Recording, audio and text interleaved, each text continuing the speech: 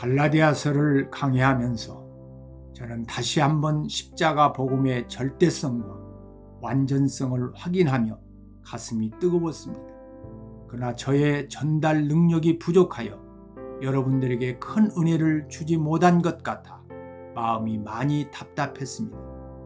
저는 아주 많이 미안한 마음으로 2024년에는 여러분의 신앙생활에 큰 도움이 되고 수많은 목회자들에 의해 확인되고 영적 성장에 지대한 영향을 주는 묵상과 암송에 대해 함께 은혜를 나누려고 준비하고 있습니다. 우리는 성령 충만을 받아야 성스럽고 위대한 거룩한 삶을 살 수 있습니다. 그런데 말씀 충만할 때 성령 충만할 수 있습니다. 말씀 충만이란 하나님의 말씀이 내 영혼을 가득 채우고 하나님의 말씀이 내 생각과 내 꿈을 지배하고 하나님의 말씀이 내 인격과 삶과 관계를 지배하는 것을 의미합니다. 말씀이 충만해야 하나님의 뜻과 계획과 성품과 꿈을 알 수 있고 말씀이 충만해야 하나님이 사람을 어떻게 인도하시고 어떻게 축복하시며 또 하나님은 말씀을 어떻게 성취하시는가를 알 수 있습니다.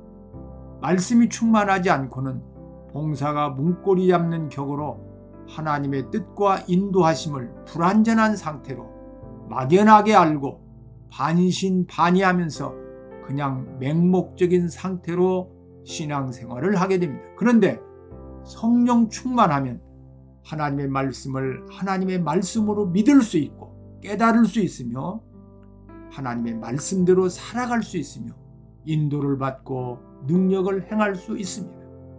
성령이 충만해야 성령의 열매를 맺을 수 있고 성령의 은사의 삶을 살 수가 있습니다. 그러므로 모든 그리스도인은 말씀 충만을 갈망하고 성령 충만과 은사 충만을 추구해야 합니다. 그러기 위해서는 성경 말씀과 암송은 필요 충분 조건입니다. 묵상과 암송은 사실 2023년부터 실행하려고 계획하고 2023년 초에 여러분에게 말씀을 드렸으나 여러 사정과 준비 부족으로 1년 동안이나 실행하지 못했습니다. 2024년에는 여러분의 신앙생활과 영적 성장에 지대한 영향을 미치는 성경 묵상과 암송을 체계적이고 깊이 있게 증거하고자 합니다. 바울은 갈라디아서 마지막 부분에서 지금까지 줄곧 강조한 자유의 테마를 한 번 더 강조합니다. 그리스도 안에서 자유를 얻은 그리스도인들에게 이제는 그 자유의 흔적을 지니고 살아가십시오 라고 마지막 격려를 본문을 통해 나누고 있습니다. 11절에서는 갈라디아 서신의 중요성을 전하고 12절로 13절에서는 율법주의자들에 대해 무릇 육체의 모양을 내려하는 자들을 의식주의자들로 칭하고 억지로 너희에게 할례를 받게 함을 강권자로 또 저희가 그리스도의 십자가를 인하여 핍박을 면하려 함뿐이라를 타협자로 할례받은 그들이라도 스스로 율법을 지키지 아니하고 너희에게 할례를 받게 하려 하는 것은 그들이 너희의 육체로 자랑하려 함이라를 위선자로 칭하여 질타하고 있습니다. 6장 14절로 16절에서는 그러나 내가 우리 주 예수 그리스도의 십자가 외에 결코 자랑할 것이 없으니라고 그리스도의 절대성을 강조하여 말씀하고 있습니다. 우리의 신앙의 초점은 내가 무엇을 하느냐 안 하느냐에 있지 않습니다. 그것이 중요한 것이 아닙니다. 그리스도가 중요한 것입니다. 내가 주님을 깊이 사랑하고 주님께 깊이 동화되고 주님을 깊이 모시고 동행하게 되면 자연히 주님께서 원하시는 삶이 내게서 이루어집니다. 주님을 떠난 도덕, 주님을 떠난 모든 가르침은 다 의미가 없는 것입니다. 여러분은 교회 가면 맨날 예수 이야기밖에 하는 것이 없다고 불평할 것입니다. 그러나 교회에서는 밤낮 예수 이야기만 해야 합니다. 그 교회, 그 목사님이 진짜입니다. 도덕과 율법과 모든 윤리가 통하지 않던 우리의 삶에 기독교의 복음이 시작된 것입니다.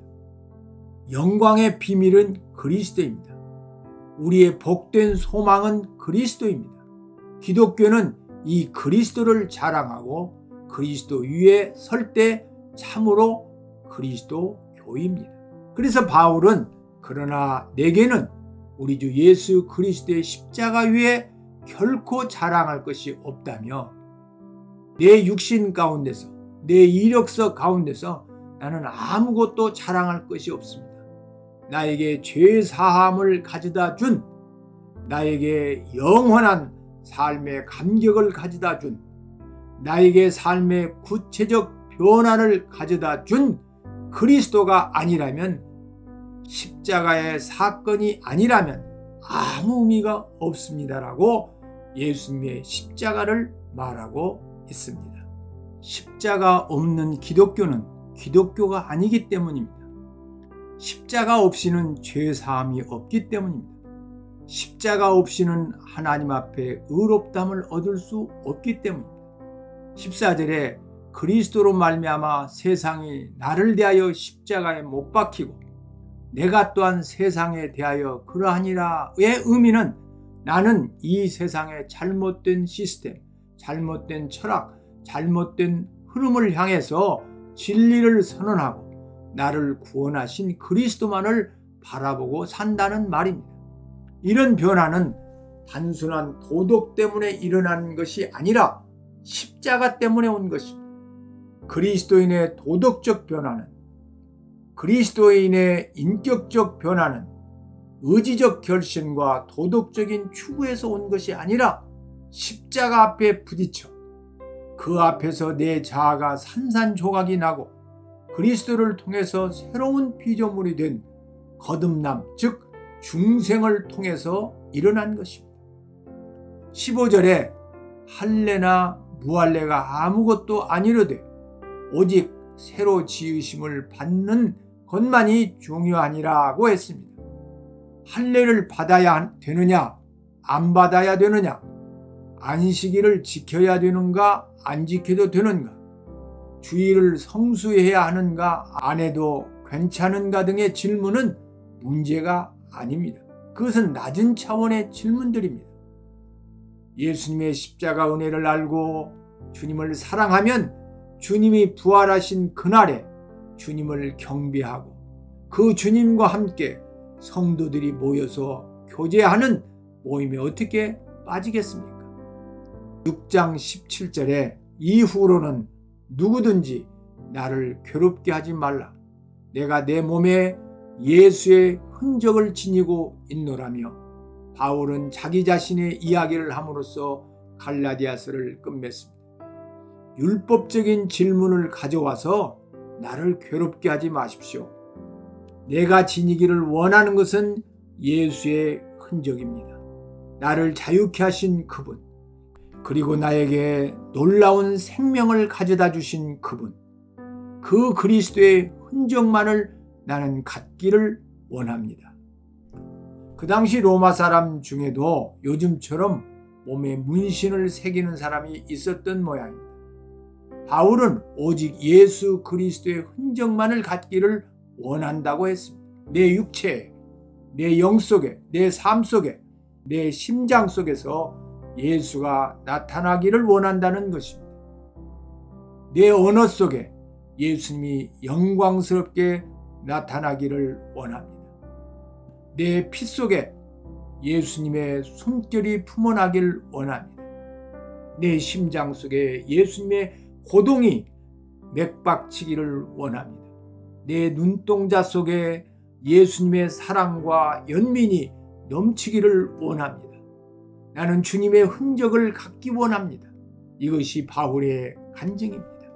존 버년이 쓴 철로 역정을 보면 등장인물 중에 진충씨가 나옵니다. 진실하고 충성스럽다는 의미입니다. 이 진충씨가 자기의 여행을 거의 마칠 무렵에 한 가지 간증을 합니다. 나는 나의 상처와 흔적을 주님을 사랑한 증거로서 나에게 상급을 주실 그분 앞에 가지고 가겠습니다. 여러분, 프란시스의 간증을 알고 계시죠? 아시스의 성자 프란시스는 산 꼭대기에서 외로이 성경을 읽으며 주님의 놀라운 은혜를 묵상하던 한순간 갑자기 영광스러운 주님의 형상이 저 지평선을 뒤덮으면서 그의 온몸에 들어와 십자가의 강렬한 아픔을 나타나기 시작했습니다. 그것은 내가 주님의 흔적을 갖기를 원합니다라는 그의 기도에 대한 응답이었습니다. 그 아픔의 체험을 통해서 프란시스는 십자가를 더욱 사랑할 수 있었습니다.